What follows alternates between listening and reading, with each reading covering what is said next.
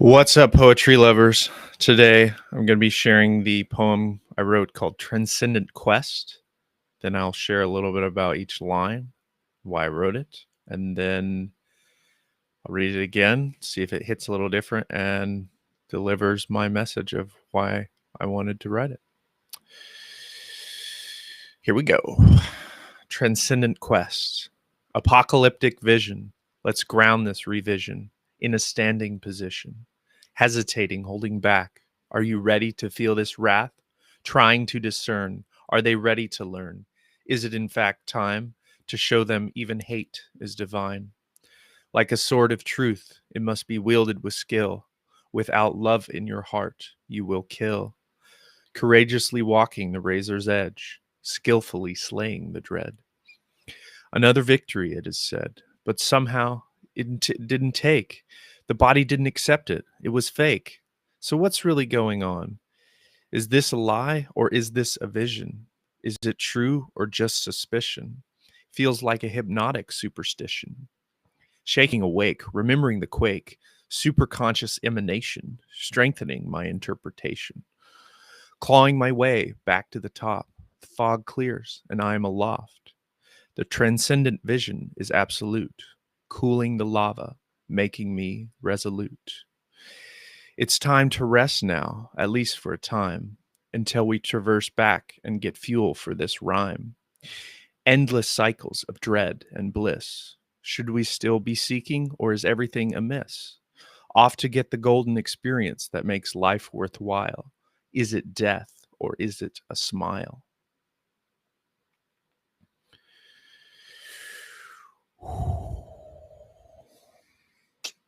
Yeah, I remember this one now. I'm kind of going through all these in reverse order that I wrote them. So this was years ago. But some of my earlier stuff has things I really need to remember and stuff I've forgotten. So that's why I'm kind of doing it this way. So a lot of it speaks for itself.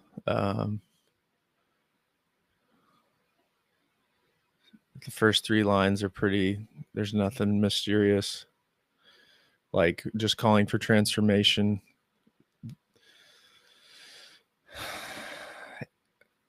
And yet, so as I go on, hesitating, holding back is obviously as you go, there's parts of you that don't want to, and that's just part of the journey. So yeah, that comes out as, are they ready to learn? Is it in fact time that even hate is divine? Like, I have worked through a lot of emotional processing that makes it like,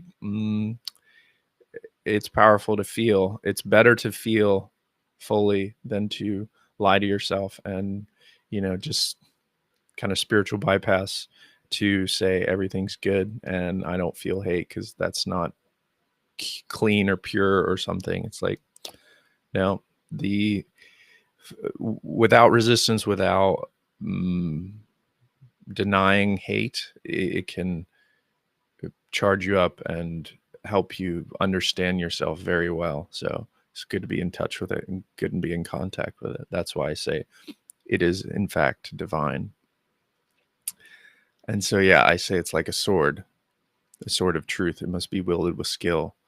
And if you don't have love, then you will definitely hurt people.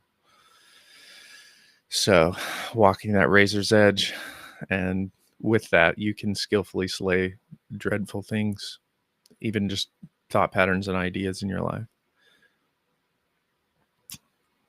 And then I jump back to say, like, well, sometimes the body still doesn't accept it if you don't follow through fully, or another thing was there, and there's just layers upon layers. So the body didn't take all of it. It still felt something wasn't authentic to it, so it was kind of fake enough to not fully heal the whole trauma or wound complex. And yeah, then I talk kind of what that process feels like. What's really going on? Is it a lie? Is it a vision?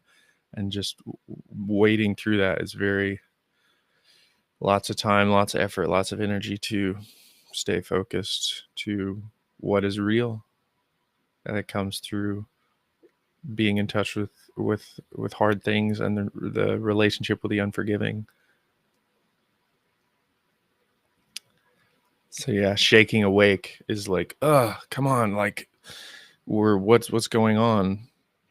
It comes back out of you after you've fallen into the dark pit of despair or just delusion. And yeah, it's a super conscious emanation. So it's coming from deep within you. It's like an upwelling of, whoa, this is very important, very real, that I get back in touch with reality. So I claw my way back to the top.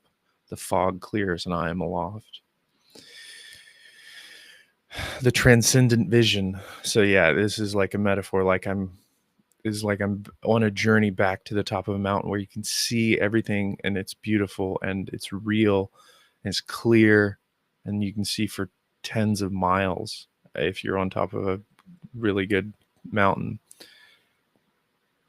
So yeah, like cooling the lava. It's cool enough up there, and the lava is like a metaphor for hot feelings. So you have to find some other antidote for that, and that can be solitude in this case. That's kind of what I bridge to. And we rest, and then we traverse back, and then it's just these endless cycles. And just kind of another layer of uncertainty, but that's what life feels like, right? Should we still be seeking, or is everything amiss? And probably my favorite line of the whole thing is the final. So that's why we're here. We're off to get the golden experience that makes life worthwhile. Is it death or is it a smile? So the finitude of life and knowing that you will die creates the intensity and the reverence for life. And a simple smile is perhaps the smallest thing you can kind of be grateful for, but it's very beautiful that it's that simple. And so that's why I included it here and gave it to you as a real point of reflection.